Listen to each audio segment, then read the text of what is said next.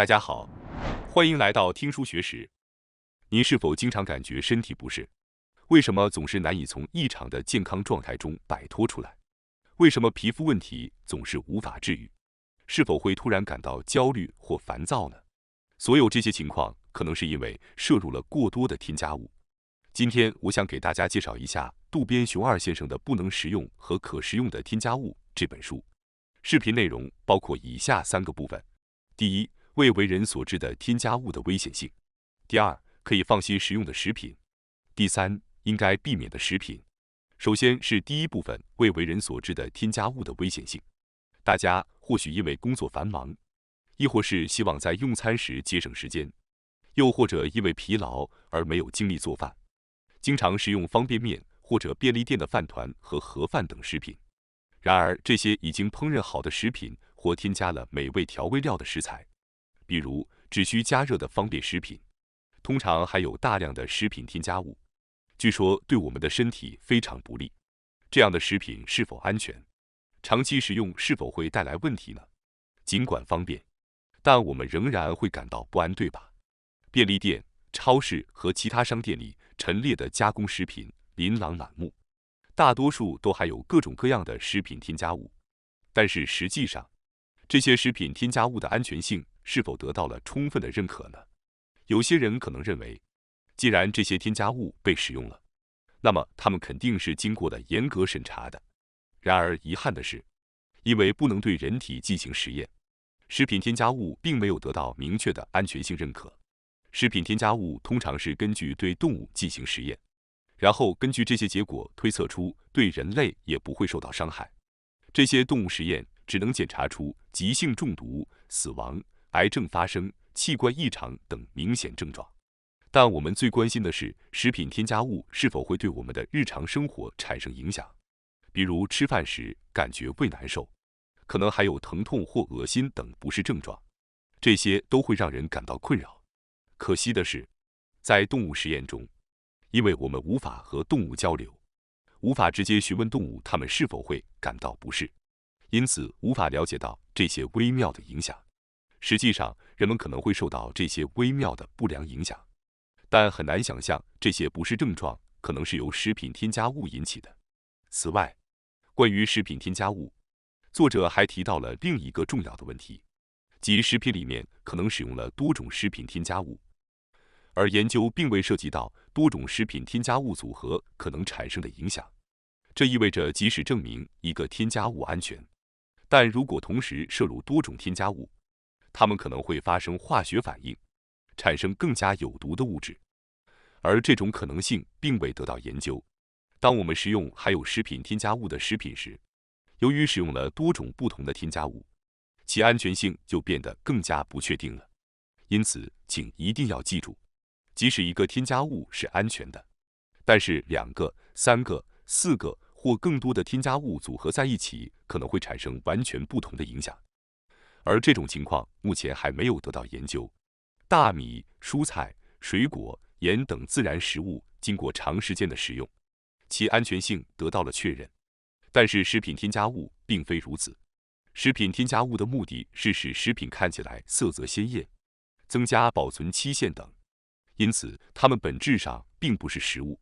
食品本应该是从食物本身制作而成的，但这样做会给生产商带来各种不便，比如难以加工制造、保质期短、外观不佳等问题。这些问题往往都可以通过食品添加物得到解决。那么，究竟有哪些食品添加物呢？添加物分为合成添加物和天然添加物2大类。虽然法律上没有对它们进行区分，但我会简单的解释一下它们。合成添加物是从石油产品等原料经化学合成得到的，例如防霉剂等自然界中不存在的化学物质，与维生素 C 等通过模仿自然界中存在的成分人工合成的化学物质。而天然添加物则是从天然植物、海藻、昆虫、细菌和矿物等中提取特定成分而得到的。在这些添加物中，特别不安全的是那些自然界中不存在的合成化学物质。这些添加物通常具有毒性，可能对细胞、遗传基因产生影响，甚至具有致癌性和导致胎儿先天性缺陷等慢性毒性。更棘手的是，一些在自然界中不存在的物质一旦进入体内，可能会被难以代谢和排除。那么，天然添加物又如何呢？如果是从自然生物或矿物中提取的成分，似乎应该是安全的。然而，实际情况并非如此，因为许多从不为人类食用的植物、海藻中提取的物质被用作食品添加物。例如，从西洋芡中提取的芡素红，曾在动物实验中发现具有致癌性，因此目前已被禁止使用。我想特别提醒大家注意的是，那些在食品标签上以物质名称和用途名一同显示的添加物，您是否曾见过像保存剂、防腐剂、着色剂、甜味剂、漂白剂、抗氧化剂、增稠剂和稳定剂等这样的营养信息呢？这些都是用来说明添加物的使用目的的。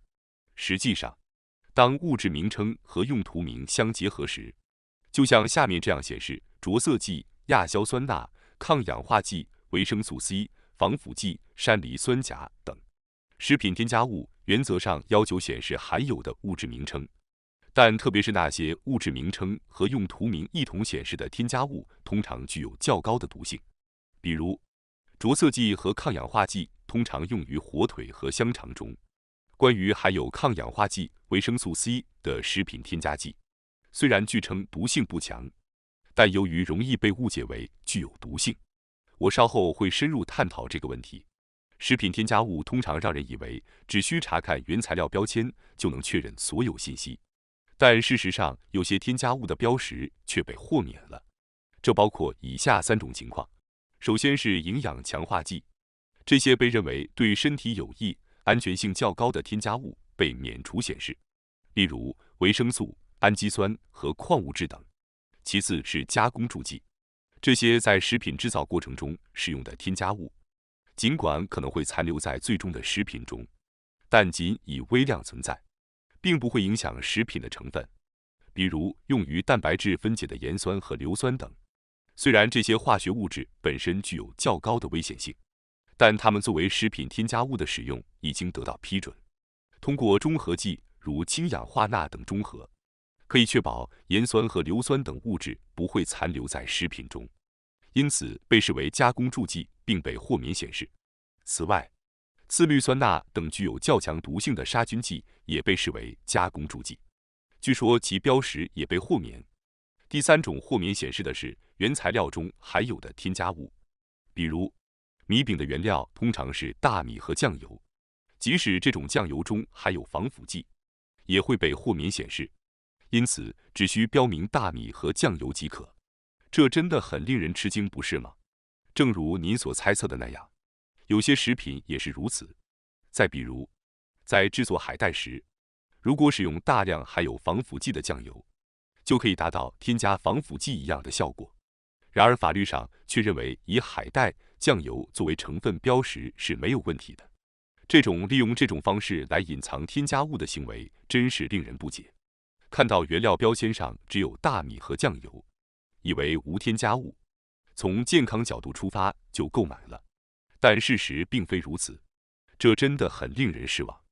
因此要尽量避免添加物，最好还是自己动手做饭。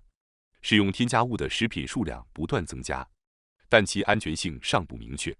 癌症作为现代人的头号死因之一，添加物被认为是其中一个因素。此外，添加物还可能引发过敏，如荨麻疹等，即使症状不严重，也可能成为日常身体不适的原因。再次强调一下，特别是那些在自然界中不存在的添加物，很可能无法在体内代谢，导致人体污染，并损害我们身体的各种器官、组织细胞和基因的功能。如果想保持健康，就必须尽量避免摄入这些添加物，注意饮食。接下来是第2部分，可以放心食用的食品。我将解释一些安全的食品选择。目前，食品添加剂已经超过800多种，它们被广泛应用于我们日常生活中的各种加工食品中。我们在不知不觉中已经摄入了大量的添加物。这里说的大量，大家觉得有多少呢？据说在日本，成年人每年摄入的添加物量可达7.68公斤，这可真是一个惊人的数字。然而，据作者称，几乎没有可能会禁止使用添加物的情况发生。正如我之前提到的，如果添加物被禁止使用，食品公司就都会陷入困境，因此他们没有不使用的选择。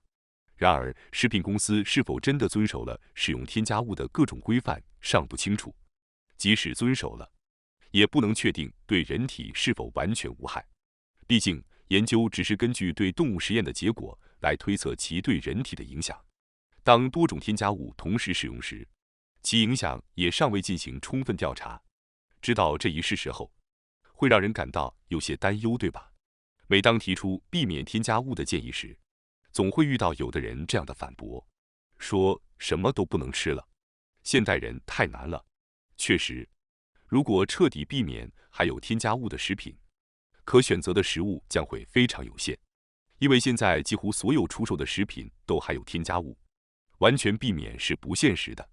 因此，我们应该尽量采取措施，购买尽可能安全的食品，即使用添加物含量较低的食品，并且尽量选择无添加的食品。现在，让我们来看一些有关选择比较安全食品的信息。我会介绍一些在我们日常生活中非常常见的食物，它们几乎没有受到添加物的影响，或者是无添加的。希望这些信息能够给您带来一些参考。首先，我介绍的第一种没有问题的食品，那就是日常料理中不可或缺的豆腐。豆腐是通过煮熟的大豆榨取豆浆后凝固而成的。在凝固豆浆的过程中，通常会使用氯化镁或硫酸镁等凝固剂。这些虽然都是添加物，但它们原本就是海水中的成分，安全性没有问题。在制造过程中，有时也会使用消泡剂，如甘油脂肪酸酯，这也是一种食品添加剂。由于它与脂肪相似，对人体没有危害，所以包含在食品中也没有问题。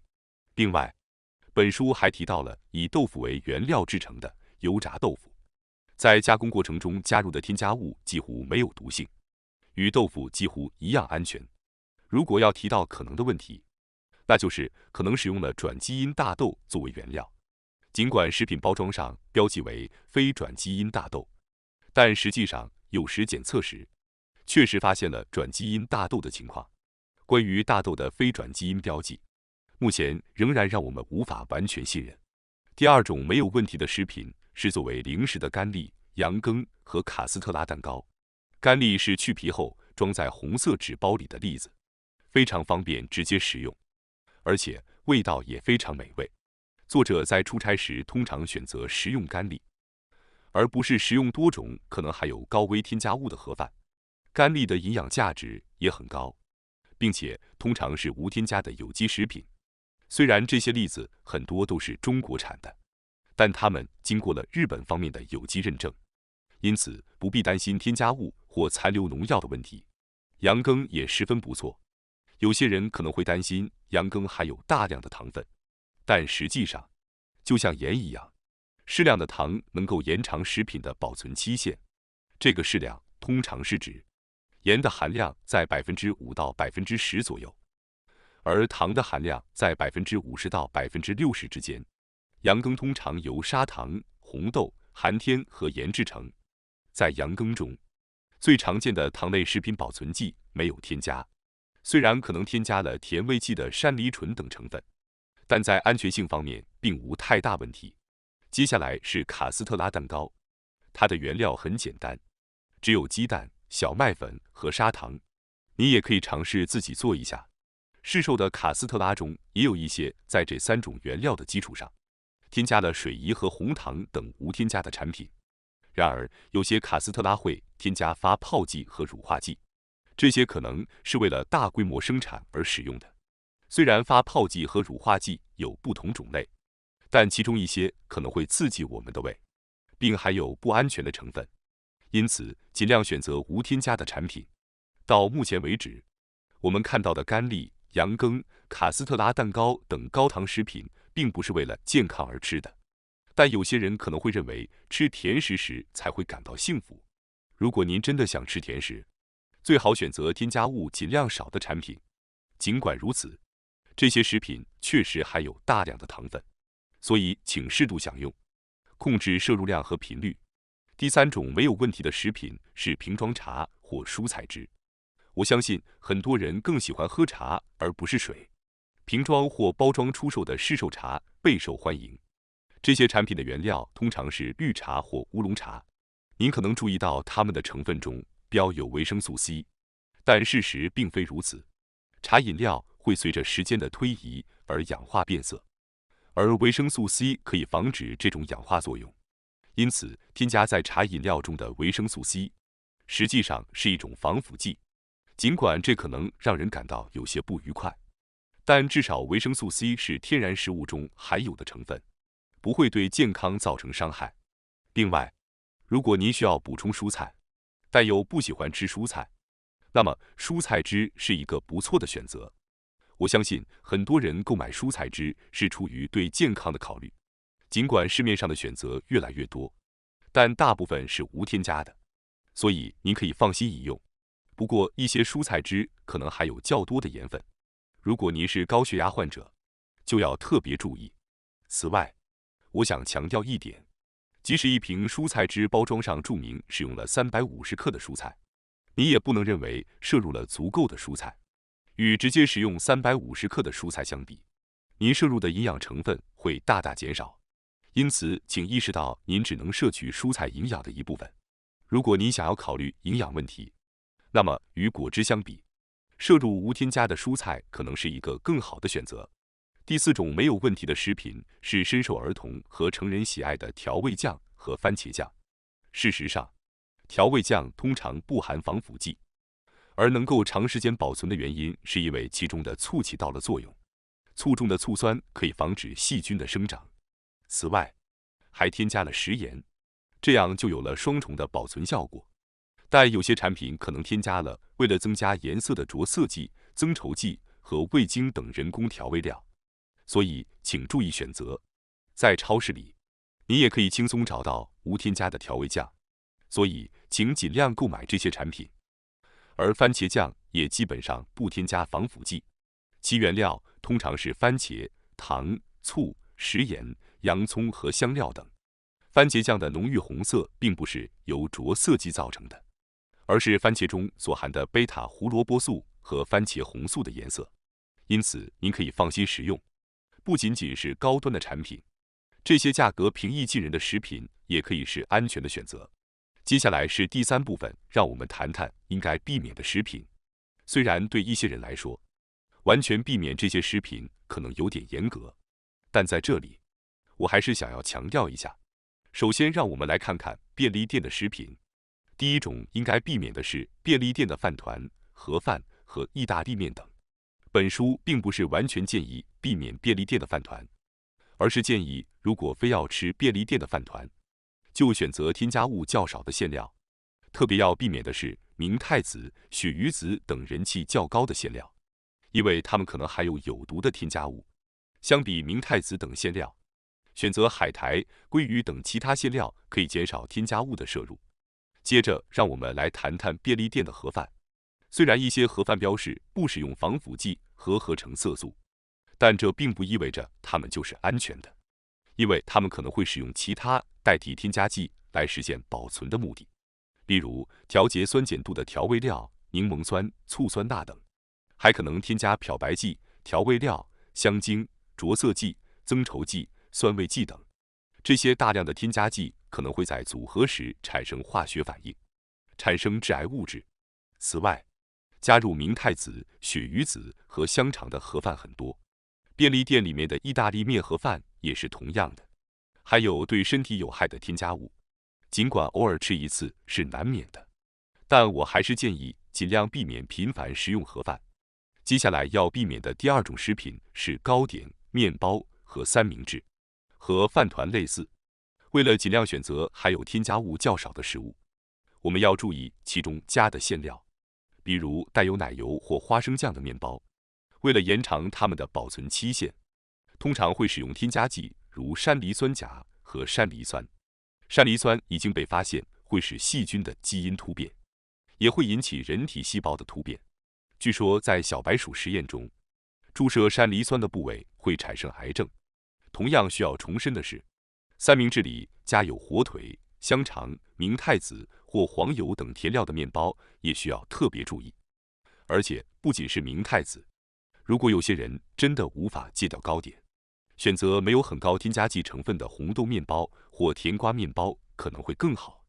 至于三明治，除了含有添加剂的火腿外，调味料氨基酸等、着色剂、香料和乳化剂等也会被使用。作者将这些描述为致癌物质。对于敏感的人来说，即使只是吃了大量的三明治，也可能会导致身体不适。如果附近的面包店出售使用无添加食用油的自制鸡蛋三明治，那将是一件好事。下一个要避免的食品是简易烹饪的杯面和即食方便面。一旦尝试了它们的味道，就会渴望再次品尝。众所周知，这些食品中含有大量的添加物，而且方便面的制作过程也令人担忧，可能会产生有害的过氧化脂质，对敏感的人来说可能会导致腹泻。尽管有些产品标明与便利店盒饭相似，不含合成防腐剂和色素，但仍应仔细阅读标签上列明的原料。调味料以 L 谷氨酸钠为主，大量摄入可能会导致脸或手臂发热或麻木。此外，常用的发泡聚苯乙烯容器据说会在热水中释放微量的致癌物质苯乙烯，所以杯面和即食方便面不应该成为日常食用的选择。但如果非要食用的话，每个月只食用1到2次为宜，不要过度依赖快餐作为主要食物的来源。到目前为止，我们已经多次提到了危险的加工食品，包括明太子、鳕鱼子、火腿和香肠等。食用这些食物会摄入大量的防腐剂、色素、调味料、氨基酸等添加物。对于鱼肉、香肠和鱼子等食品，也应该有同样的警惕。坦白说，仅凭这一个视频无法介绍完所有有害的添加物。如果你经常感觉身体不适、长期疲劳、情绪低落、皮肤问题等，或许应该怀疑是否是因为摄入了过多的添加物。除非你能亲自准备所有食物，否则完全避免添加剂是不可能的。但至少在购买食品之前，选择含有较少添加物的食品是可能的。希望今天介绍的知识对大家会有所帮助。感谢大家收看今天的节目。如果你喜欢我们分享的内容，记得点赞、订阅并开启小铃铛通知，第一时间获取我们的更新。在下次的节目中，我们将继续为大家分享更多有益的书籍。再次感谢大家的支持，我们下期再见。